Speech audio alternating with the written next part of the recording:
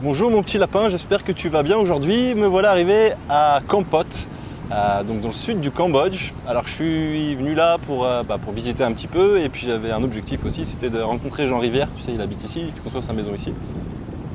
Du coup, je l'ai rencontré ce matin. Alors je ne vais pas t'en parler tout de suite, parce que je vais peut-être te rencontrer ce soir et on va parler davantage. Mais je suis super heureux de l'avoir rencontré, c'est vraiment quelqu'un d'important pour moi et c'était vraiment cool de pouvoir partager un petit peu des moments avec lui. Alors on a visité sa maison, on a bu quelques bières dans le petit bar du coin, c'était vraiment cool. Et il est vraiment comme dans les vidéos, c'est le même en fait, c'est le même Jean et ça fait vraiment plaisir.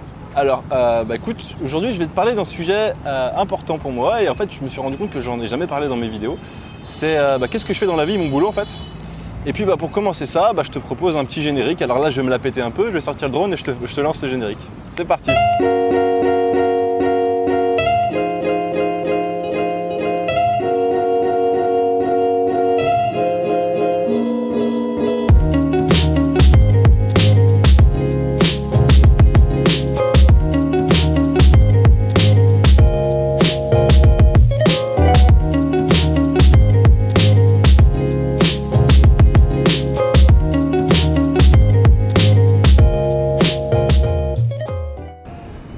Alors qu'est-ce que je fais dans la vie? Tu te poses peut-être déjà la question et je ne l'ai jamais vraiment expliqué en fait. Il faut savoir, alors je suis en train d'écrire un petit livre, c'est pas un grand livre, ça va être juste pour t'expliquer un petit peu mon parcours et quels sont mes objectifs et je vais mettre ce livre à disposition bientôt dans mes vidéos. Mais en attendant, je voulais t'expliquer un petit peu ce que je faisais avant de voyager et comment je suis arrivé ici et qu'est-ce que je fais maintenant. Donc en fait ça a commencé, j'ai toujours été un grand geek dans la vie, tu vois, j'ai toujours aimé l'informatique. Et puis j'ai commencé très jeune, je faisais des sites web avec mon bloc-notes, tu sais, vraiment le bon geek de base, tu vois, avec les boutons et tout ce qu'il faut. Et puis peu après, j'ai fait mes études dans ce domaine-là et j'ai trouvé un stage dans une agence web dans laquelle je me sentais bien. Et puis après j'ai été embauché en CDI, etc. Et je suis resté dans cette agence web 7 ans au total. Donc j'ai commencé en tant que développeur web, donc je faisais principalement, pour ceux qui connaissent, du PHP, je débuguais des applications, des choses comme ça. Et puis petit à petit, je suis monté en niveau, je suis passé chef de projet, donc j'étais chef de projet web, je faisais des petits projets de 3 000 € à des projets à, je sais pas, mon plus gros, il devait être autour de 60 000 €, donc c'était un projet assez conséquent quand même pour moi. On était une petite équipe, donc il fallait manager l'équipe. Et à la fin, en fait, j'étais un peu lassé de toute la gestion de projet, je suis passé responsable technique, la technique me manquait un peu. Et c'était assez intéressant, j'aimais bien ce boulot, vraiment c'était cool. Et puis un jour j'ai décidé de partir et du coup j'ai quitté mon CDI et je suis parti voyager. Donc je suis parti en Australie, ça tu le sais si tu me suis depuis un petit moment. Et pour te dire, j'étais vraiment blasé de tout ce qui était informatique. Je sais pas pourquoi, j'ai eu un coup de ras-de-bol, tu vois, peut-être que c'était, je sais pas, il y a eu des moments où j'ai eu de la pression un peu au travail et puis j'avais l'idée de créer mon business. En fait, je voulais travailler pour moi-même, tu vois, ça me trottait dans la tête. Même si ça se passait très bien dans l'entreprise, je m'entendais très bien avec mes patrons. Mais du coup, voilà, je suis parti dans l'idée où il fallait que je fasse une pause. Donc je suis arrivé en Australie, j'ai fait une pause pendant 1 an quasi. Alors ça m'arrivait de travailler un petit peu pour aider mes anciens patrons, mais c'était vraiment minimum syndical, on va dire. Et puis après je suis arrivé sur Darwin et sur Darwin il y a eu quelques changements dans ma vie et là je me suis dit ok, je pourrais peut-être recommencer mon activité. J'avais une autre entreprise en fait en France qui me servait parce que j'avais une activité de disque mobile, j'étais DJ dans ma région et avant de partir je savais que j'allais peut-être plus ou moins un jour recommencer cette activité de développeur, on va dire. Et du coup j'avais changé mon statut d'entreprise pour passer de disque mobile à développeur, mais je l'utilisais pas du tout. Et donc il y a quelques mois de ça, je me suis dit allez, je me relance. Donc j'ai recontacté mes contacts, mes anciens contacts, mes amis, etc. Et puis j'ai réussi à obtenir quelques clients et maintenant je vis que de ça. Je gagne pas vraiment énormément d'argent pour le moment, mais je gagne suffisamment pour voyager et pour avoir une vie correcte. Voilà, tu vois, c'est pas. Alors mon objectif c'est d'en gagner plus bien sûr, mais j'ai pas envie non plus de me foutre la pression. Tu vois, j'ai envie d'avoir un rythme de vie comme je le veux, d'être libre, de faire ce que je veux, d'aller où je veux quand je veux. Et c'est vraiment, c'est ce modèle-là que j'essaye de viser, quoi, tu vois, d'être libre. Alors je sais pas si tu as déjà lu le livre La semaine des 4 heures, mais je l'ai lu il y a 2 ans maintenant, et ce livre était vraiment inspirant pour moi parce que c'est un peu mon objectif. Je veux travailler plus de 4 heures par semaine parce que sinon je vais me faire chier. Mais l'idée c'est un peu ça, si tu vois ce que je veux dire. Bref, du coup, maintenant comment je fonctionne? En fait, j'essaye d'obtenir des contrats mensuels tous les mois. L'idée, en fait, c'est que tu as un site web, n'importe quel client qui fait un site web, n'importe quelle personne qui fait un site web, tu fais le site web. Alors moi, je sais faire des sites web, j'en fais aussi. Mais ce que je recherche surtout, c'est ce qu'il y a après le site web. C'est-à-dire que quand quelqu'un fait un site web, je prends par exemple l'exemple d'un WordPress. Tu sais, WordPress, c'est tellement connu, il y a tellement de gens qui utilisent WordPress que tu dois le maintenir, tu dois faire attention à la sécurité. Le client a toujours des demandes, je sais pas, il veut rajouter une photo, il veut rajouter un PDF, puis là il veut rajouter un menu. Enfin, tu vois, il y a toujours un site, c'est fait pour vivre. Et il y a beaucoup de clients qui prennent pas le temps de le faire vivre parce que ils ont pas le temps et puis c'est pas leur domaine, tu vois. Je sais pas, tu prends un mec qui est un plombier, je dis n'importe quoi, le plombier, lui, il s'en fout de mettre des photos sur son site. Mais par contre, il sait très bien que ça va de l'importance pour son référencement et des choses comme ça. Et du coup, moi, je me place comme ça. J'essaye de trouver un client, je fais peut-être une partie du site web ou le site web complet avec des partenaires parce que je ne peux pas toucher à tous les rôles. Je ne suis pas designer Photoshop, etc. Je connais un peu, mais ce n'est pas mon domaine. Donc, tu vois, j'ai des partenaires dans cela. Et après, je propose au client un contrat, 1 journée par mois, 2 journées par mois, ça dépend. J'ai des journées de maintenance aussi avec d'autres sociétés, des agences web, dans lesquelles en fait, ils me contactent, ils ont 2 jours par mois et pendant ces 2 jours, je vais faire le boulot qu'ils veulent. En fait, je quantifie les tâches et je leur dis voilà, avant 2 jours, je peux faire tout ça et je suis payé 2 jours par mois. L'avantage de ça, c'est qu'en fait, tu peux obtenir des contrats récurrents et en plus, c'est entièrement positif dans le sens où ton client est content parce qu'il a une personne sur qui il peut compter. Et de deux, toi, tu as un client sur qui tu peux compter, tu n'as pas besoin de chercher des contrats tout le temps. Alors j'en ai besoin d'un peu plus en ce moment, j'en cherche un peu plus parce que j'en ai pas assez. Mais c'est vraiment ce modèle-là que je vise et du coup, j'en profite. Je t'en parle dans ma vidéo. Si toi aussi, par exemple, tu as besoin d'un site web et que tu cherches une personne… mon objectif, c'est d'instaurer une relation de confiance avec mes clients et de travailler tous les mois, je te dis 1 jour, 2 jours, pour qu'on ait vraiment… avec mes clients, limite, je suis ami, tu vois. J'aime bien avoir une bonne relation avec mes clients et j'aime bien qu'on travaille en équipe, ensemble. Ton client, il sait qu'il a quelqu'un sur qui compter, il peut t'appeler. Tu connais bien le site parce que tu travailles tous les mois dessus. C'est vraiment un point important. Tu as l'aspect financier, le client il sait exactement combien ça va lui coûter tous les mois. Toi, tu sais combien tu vas gagner tous les mois. Du coup, tu peux prévoir des choses.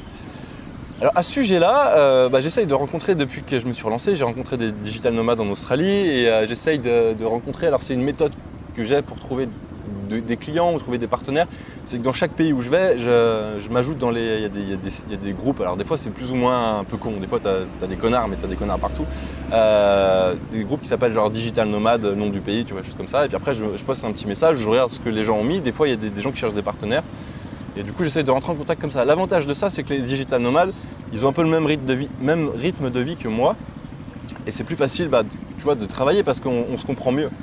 Et en plus, on se complète, tu vois, ça fait un réseau, un maillage, et ça peut être intéressant pour travailler, tu vois. Tu as des clients récurrents, tu as des partenaires récurrents, et c'est super intéressant. Alors en termes de facturation, moi je facture toujours en France, j'ai mon auto-entreprise, donc pour le moment, je n'ai pas dépassé le statut, mais je compte bien le dépasser, c'est mon objectif. Et ensuite, j'ai 2 possibilités. Alors je sais qu'il existe des sociétés… en fait, j'ai pas envie de me faire chier avec les papiers, c'est pas mon truc. Alors, je t'en parle rapidement, c'était pas l'objet de la vidéo, mais j'ai pas envie de faire des papiers. Du coup, il y a des sociétés qui gèrent tout ça à distance, tu leur envoies le contrat et ils peuvent te créer ta société. Alors ça, c'est dans l'exemple si je crée ma société en France, mais si ça marche bien, je sais pas si je la crée en France, je sais pas si je retourne en France de toute manière. Donc je créerai peut-être une société offshore, je sais pas, je me suis renseigné à ce sujet-là. D'ailleurs, j'ai eu des conseils auprès de gens, pas aujourd'hui, mais dans ces formations. Donc voilà. Alors, pour finir, voilà, moi je t'ai présenté un peu mon activité. Quoi te dire d'autre ? J'ai pas précisé les domaines d'intervention. En fait, mes domaines d'intervention vont vraiment, ils sont multiniveaux parce que j'ai vraiment touché à tout quand je travaillais en agence web, j'ai touché vraiment à tous les domaines. Donc je peux être aussi pointu en développement web. C'est là où je suis le meilleur, je pense, en développement web, tout ce qui est PHP, etc. Là, j'ai vraiment de l'expérience. Notamment je te parle un peu chinois peut-être, mais les frameworks, Symfony, Zen Framework. Et puis je connais beaucoup la plateforme WordPress, j'ai travaillé avec EasyPublish aussi et avec, j'ai perdu le nom, Magento et l'autre PrestaShop pour l'e-commerce.